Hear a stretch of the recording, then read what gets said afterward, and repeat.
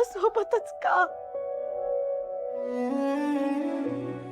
एवढं काय केलंय मी?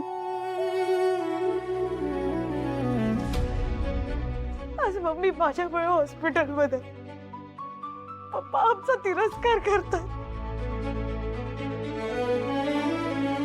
सगळं माझ्यामुळे होतं. मला माहितीये माझ्यात आधी हिंमत नव्हती काही सांगायची, पण मी काय करू? मी अशीच आहे, तुम्हाला माहिती आहे. पण या सगळ्यात प्लीज प्लीज माझ्या मम्मीला काही होऊ देऊ नका.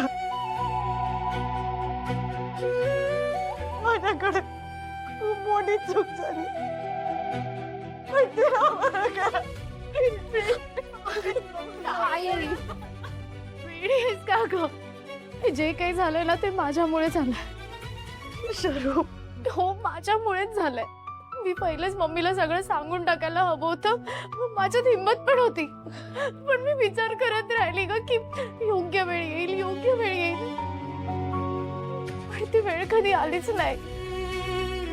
आज मम्मीची जी अवस्था आहे ना, फक्त माझ्यामुळे. हो, माझ्यामुळे. नाही अगं ताई, ह्या प्लॅन मध्ये मी पण होते. मला पण सगळं माहित होतं, तरी मी शांत बसून राहिले.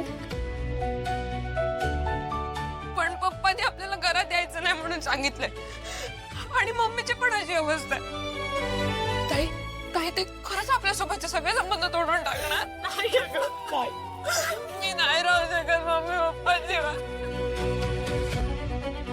आपण इथेच थांबायचं. आपली हीच शिक्षा आहे. आज आपल्यामुळे मम्मीला त्रास झाला ना,